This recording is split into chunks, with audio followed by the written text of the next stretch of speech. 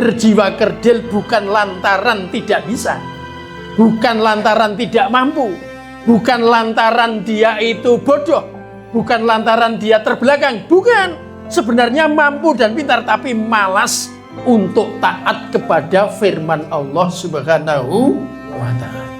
Jadi kalau umat Islam mampu menerima kebenaran Al-Quranul Karim, masuk kategori berjiwa besar, karena mau meyakini sebuah perintah, sebuah kitab suci yang datangnya dari yang maha besar, dari Allah Subhanahu wa ta'ala, namanya Al-Quranul Karim. Assalamualaikum warahmatullahi wabarakatuh.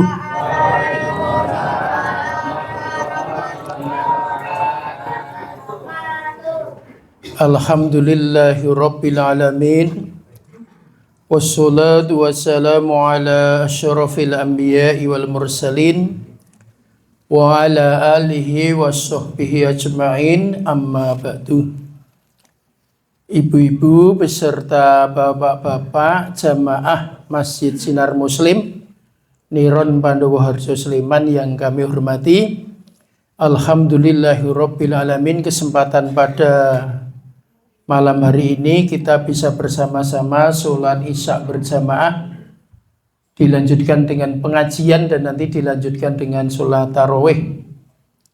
Kami akan memberikan sedikit kajian tentang agama kita, agama Islam, agama dari Allah yang diberikan kepada Nabi kita, Nabi besar Muhammad Sallallahu Alaihi Wasallam, dan kita sebagai hambanya yang nanti akan selalu mengikuti sunnah-sunnahnya sehingga sewaktu-waktu dipanggil oleh Allah, insya Allah bisa dalam keadaan husnul khotimah. Amin ya robbal alamin. Ibu-ibu beserta bapak yang kami hormati, sebuah masyarakat ya, masyarakat niku kagungan naminipun kepribadian. Jadi sebuah masyarakat itu memiliki kepribadian. Kalau kita menghendaki supaya masyarakat itu berkepribadian Islam, itu ada beberapa hal yang perlu kita pahami. Nanti bisa dibuka di tafsir ya, At-Tanwir ya, surah Al-Baqarah ayat 142 sampai 151. Pada kesempatan malam hari ini akan kami sampaikan satu penjelasan tentang persyaratan dari kepribadian masyarakat Islam. Yang pertama adalah, dan yang akan kita jelaskan malam hari ini, namanya berjiwa besar. Awake dhewe niki dadi wong Islam kudu mongkok, marem ya. Bangga. Jadi kalau ditanya, Mas, agamanya apa? Islam. Allahu Akbar. Wah, berarti mantap. Mas, agamanya apa? Anggih ming padha lor iku. Ora mantep blas. Ketok banget nek ora mantep lindungi agama napa? Islam. Jadi dibiasakan kalau ditanya, Mas, agamanya apa, Mas? Islam. Wah, mantap. Tambah Allahu Akbar ya. Yuk, ajeng tak putih masjid lu. Agama apa? Wah, Islam. Islam. Wah, agamanya apa yuk? Ojo seru-seru. Udah tak gojo seru-seru barang gitu aja. Kita harus berkepribadian yang besar, punya jiwa besar.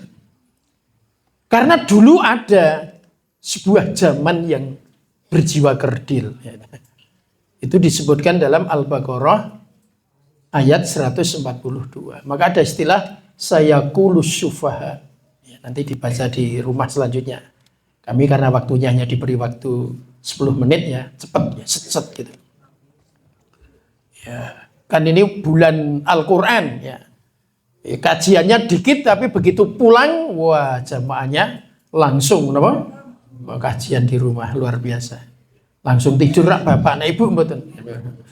Ibu-ibu niku nek kondur sing masjid mboten sakit langsung sari. Semikir sesuk sing dienggo sahur Apa? Nek durung ngono ya sore kluthekan sih. Wis kluthekan mon mangke mboten segera bisa tidur.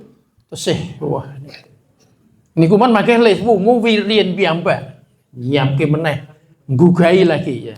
Itulah wanita, gitu. Kalau wanita niku luar biasa. Maka kalau ada seorang laki-laki sukses, ya, kalau ada laki-laki sukses harus mengatakan begini, di balik kesuksesan saya ada wanita yang luar biasa. Ngoten nggih Pak nggih? Luar biasa nih. Jadi berjiwa besar, berjiwa besar. Ini berjiwa besar. Dulu ada orang yang tidak mau berjiwa besar. Di zaman Nabi Ibrahim, ya, ada istilah milah Ibrahim, ya. Tidak mau mengikuti pola yang dijelaskan oleh Nabi Ibrahim. Maka kita mengetahui kalau belajar tentang sejarah Nabi Ibrahim itu berjuang untuk umatnya luar biasa. Sekian berhala dia apa kan? Ya, penggal. Tapi sing gede dewe dingengeh.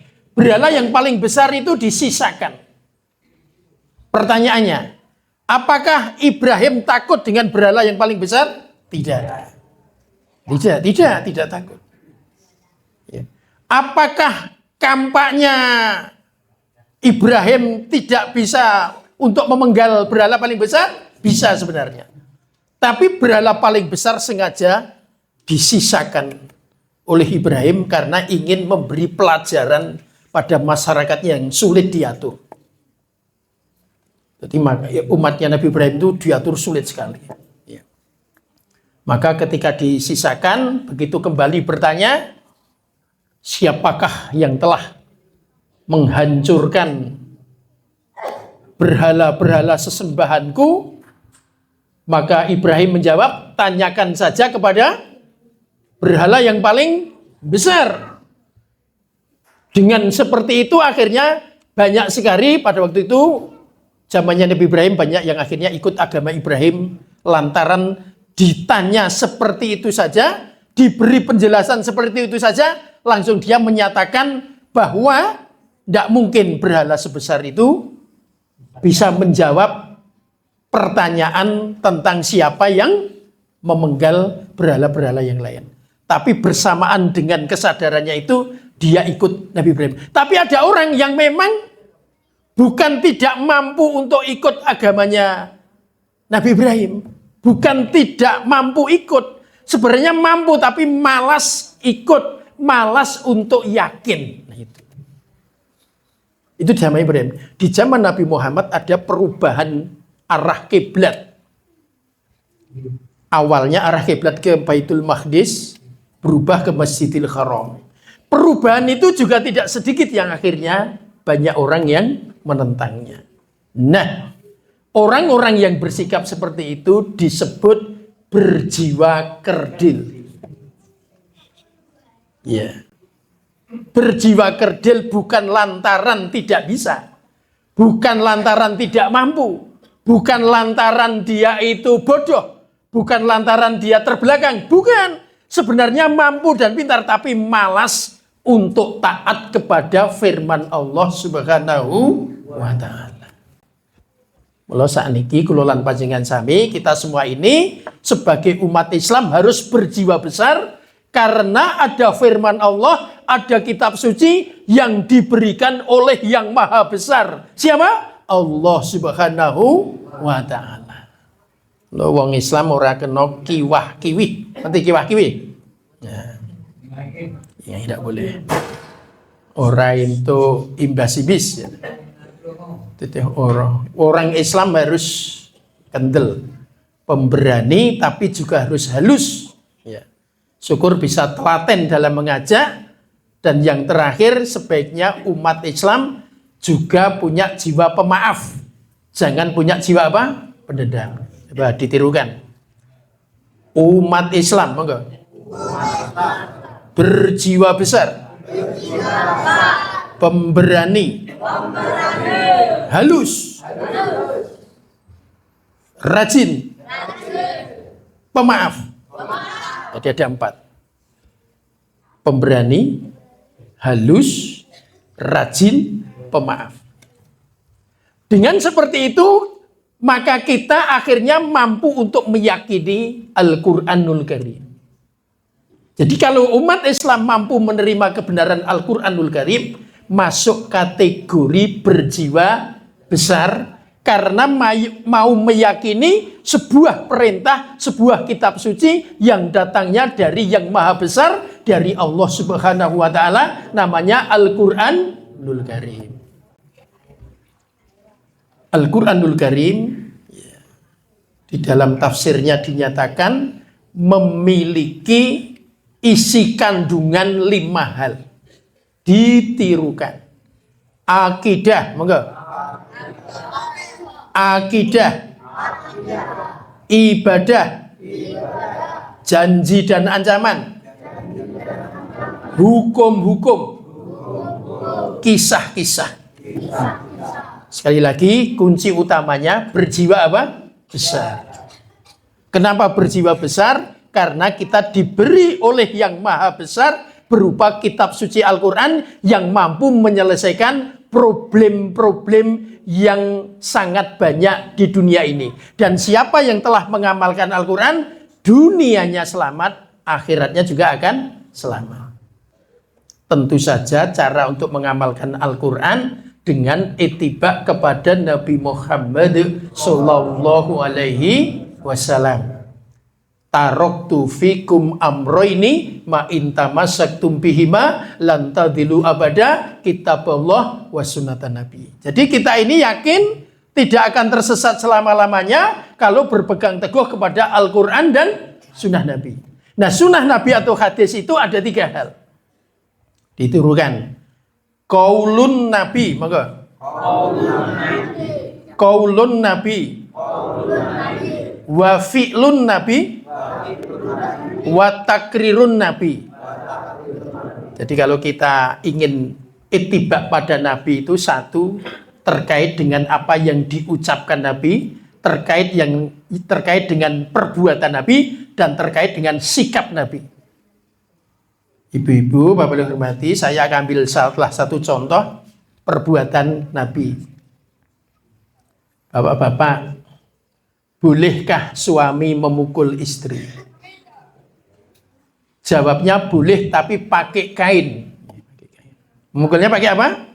Kain. Kain selendang, ora kain 40 kilo, ning kain apa? Selendang. Ya. Sekarang, kalau kita memukul istri, suami memukul istri pakai kain selendang, kira-kira habis dipukulkan meninggalkan bekas atau tidak? Tidak. Bolehkah suami memukul pakai tangannya? Boleh, dengan catatan begini, tolong ditirukan. Memukul istri, pakai tangan. Boleh, dengan catatan keras di awalnya, pelan sampai tujuannya. Gak iki gini, gak iki. Tok ngene iki. Ning ketuk nggone mak rasane alon kaya dicuduk nganggo napa? Selendang. Nek jenengan wis kangen banget kepengin memukul istri, le mukul nganggo napa? Selendang. Nek pengin nggo tangan entuk ning tok-toke banter ning ketuk nggone napa? Lirih. Bapak-bapak niron ra nggih ngoten to nggih? Nggih. Alhamdulillah. Yes. Ibu-ibu, bapak ingin sangat hormati, terus kelolaan panjenengan sami sekali lagi punya kebanggaan ya, berjiwa besar itu karena memiliki Allah yang maha besar dan berfirman di dalam kitab suci Al-Quran mengatur tentang kehidupan kita itu sebagai modal utama, modal ingkang angka setunggal kagem membangun masyarakat yang berkepribadian Islam. Dadi masyarakat kepribadian Islam niku jane wonten sedasa niki nembe kula aturaken setunggal. Ning sing loro ketuk 10 ditirokke tok nggih, ning mboten kula jelaske. Ditirokke tok nggih? Nggih. Kepribadian monggo. masyarakat Islam.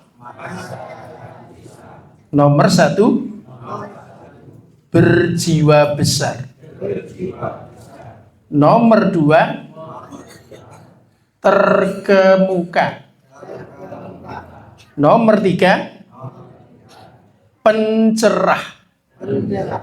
Nomor 4, bersih. Nomor 5, unggul. Nomor 6, berwawasan luas. Nomor 7, berkarakter tinggi. Nomor 8, religius. Nomor 9, efektif. Nomor 10, efisien. Ibu-ibu, Bapak hormati, mbok pilih panjenengan kepengin mendalami seluruhnya. Seluruhnya ada di tafsir At-Tanwir, mempelajari ayat Al-Baqarah mulai juz kedua ayat ke-142 sampai 151. Mbok pilih dalu menika cekap setunggal rumiyin wonten galap gangsulipun atur nyuwun pangapunten. Assalamualaikum warahmatullahi wabarakatuh.